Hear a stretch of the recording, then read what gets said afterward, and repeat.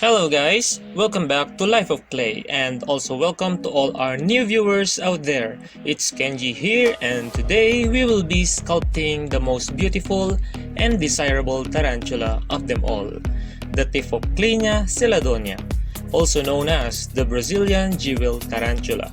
A colorful model, isn't it? But before we get started, please don't forget to click the subscribe button and turn on the bell icon so you guys may watch more of our future videos. Alright then, come bring the clay on and let's begin. I first draw a quick sketch of our subject so to see all the parts in clear layout. Then I form a piece of aluminum foil for the tarantula abdomen, cover it with polymer clay and start shaping it. Typhochlaena seladonia is a species of Aviculariinae tarantula, subfamily of spiders in the family Theraphosidae, and is the type species of the genus Typhochlaena. Its name changed many times and in the end changed back to Typhochlaena seladonia.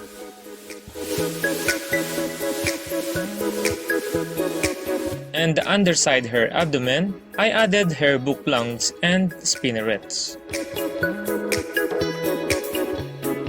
Typhochlaena seladonia is the most beautiful, colorful, and unique as an arboreal spider. Specifically, they live in trees and they construct trapdoors in the bark that act as their hiding place and to ambush wandering critters around it. The spider jumps out and claims its prize. Found in Atlantic rainforest in Bahia and Sergipe, Brazil. Importing and exporting this tarantula is illegal under the LACEY Act and Endangered Species Act of 1973.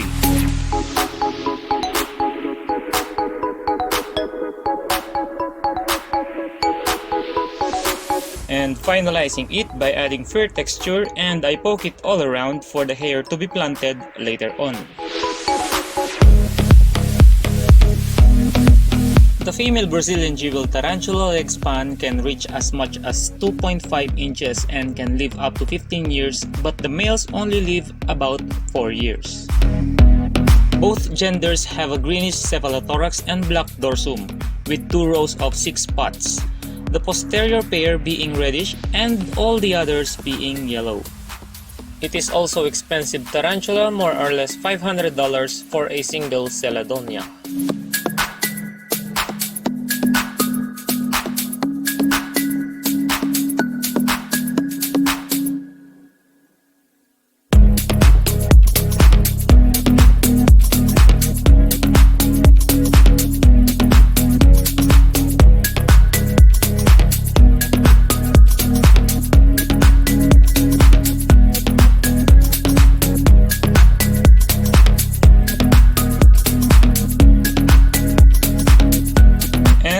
We can now do the first baking.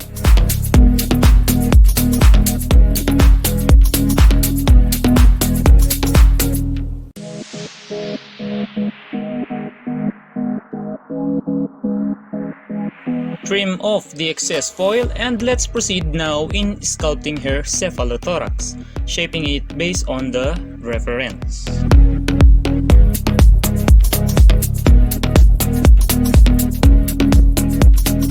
Forming the humpy base of her eyes and adding the chelicerae.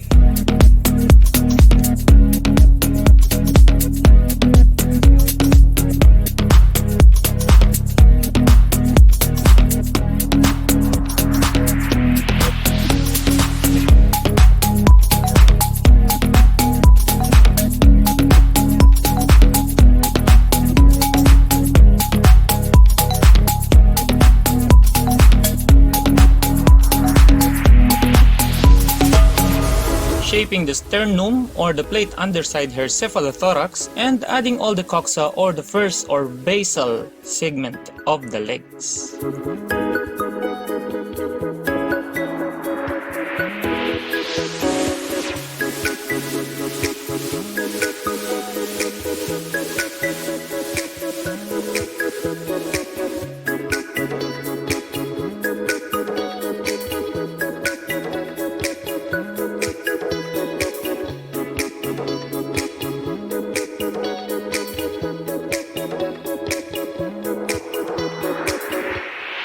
for texturing the top of her cephalothorax and adding her tiny eyes.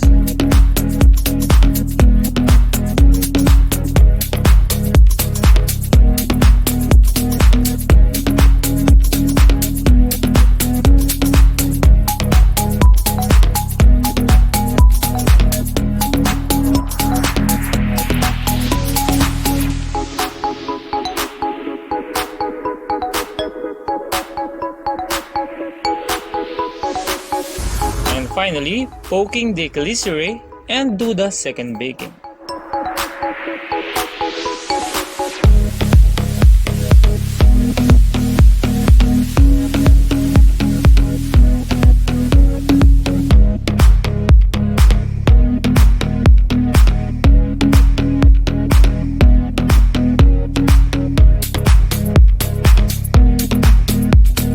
For the legs and pedipalps, I use 0.8mm bronze wire. Cut and bend them accordingly.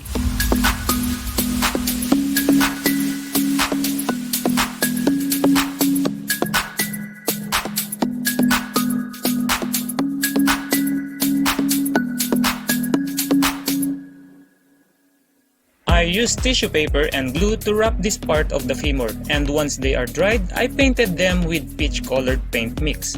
This will help to conceal the wire underneath the translucent clay that I will going to use later on.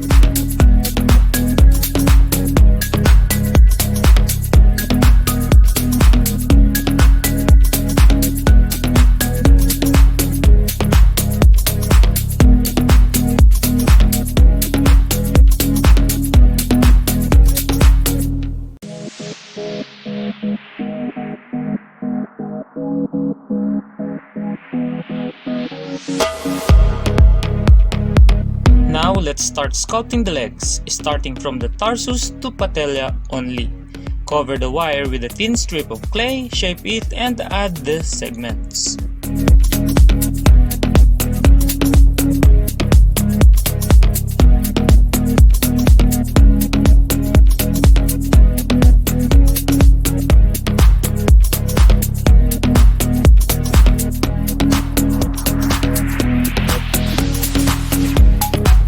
First texturing it and poke using needle, then do the first baking.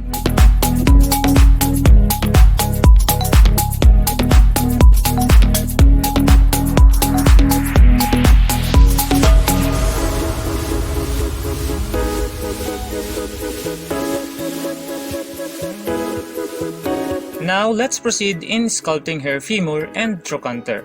This tarantula has this translucent, almost transparent femur, so I try to imitate that using Sculpey translucent clay, colored with peach and red soft pastel. Same procedure is applied, cover the wire with the thin strips of this clay, shape it, and expose the trochanter. Adding fur texture and poke it, then do the final baking.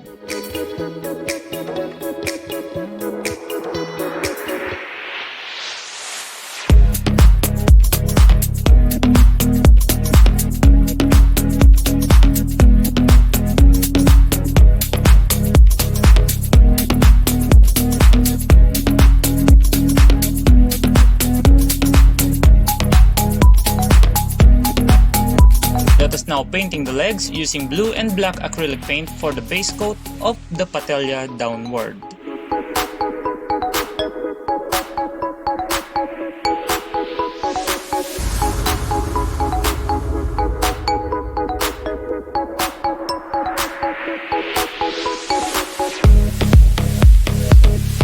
And also painting the body using the same base coat.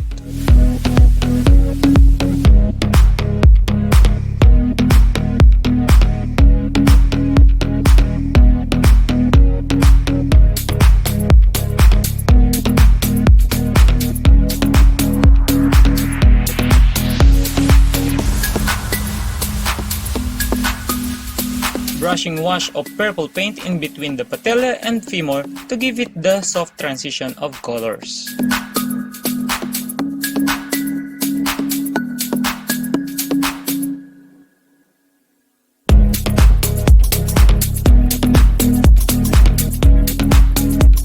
brushing wash of pearl white paint and pearl colored mica powder on the femur to make them shimmer. And for the blue shimmer of her legs and underside, I used the blue colored mica powder and acrylic medium mix.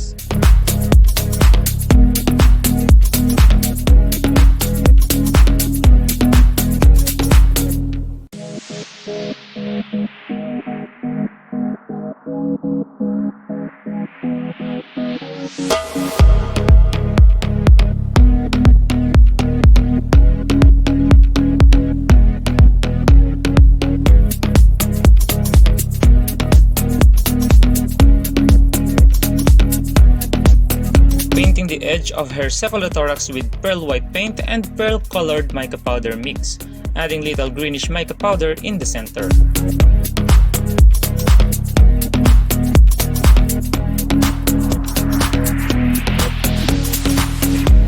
And let us now paint the colorful pattern of her abdomen using the acrylic paints of alizarin crimson, bass yellow, titanium white, pearl white, and aqua blue.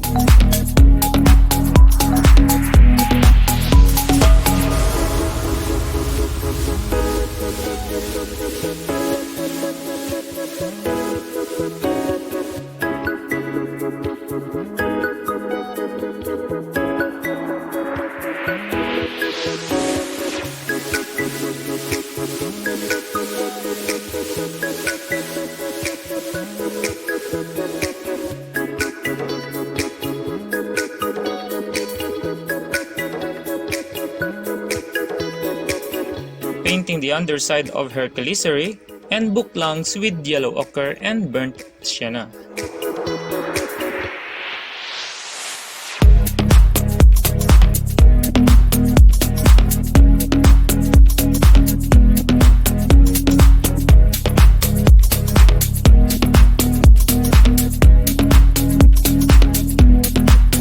To add fuzziness on her cephalothorax, I used this synthetic fur and glued them on it.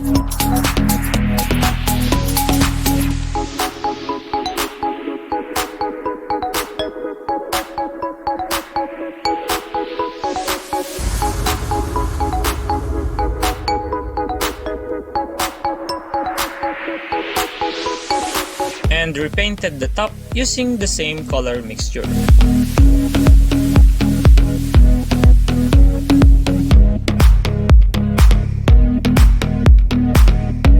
And I start adding shimmer on these patterns using mica powders with the same colors of the base paints, just mixing them with a little amount of acrylic medium, and also painting her eyes with black.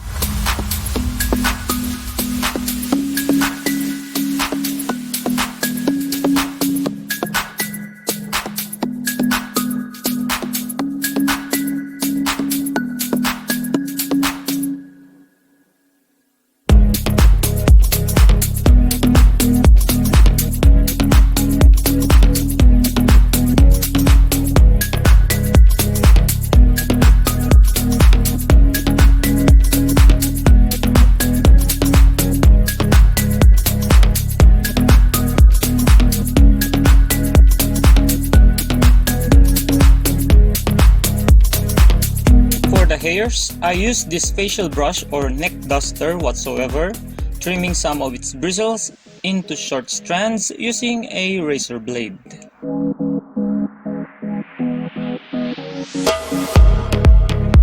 Holding the leg securely using plier and start planting the hairs, dipping the one end in the glue and insert to those poke holes. Painstaking and tedious job, but the outcome gives the model a more realistic look. Took me a week to finish adding hairs to all the legs and its body, since I only doing it in my free time.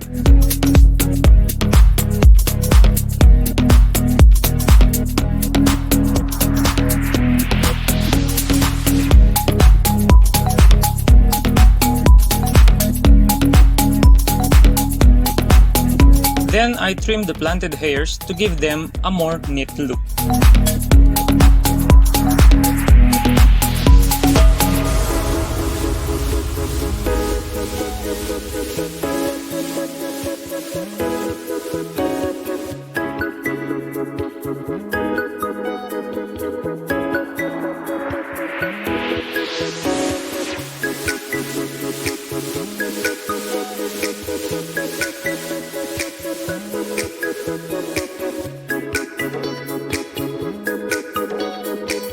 And it's time to seal all the parts with water-based polyurethane varnish and attaching them to the body using super glue.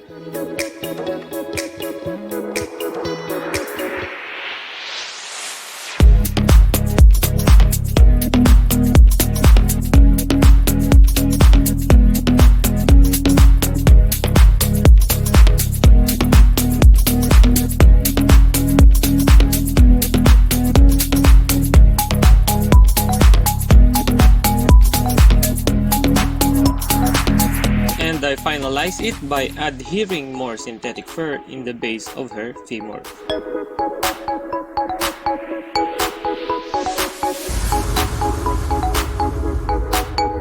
And there we go, our beautiful and colorful, very desirable Brazilian Jewel Tarantula is finally done.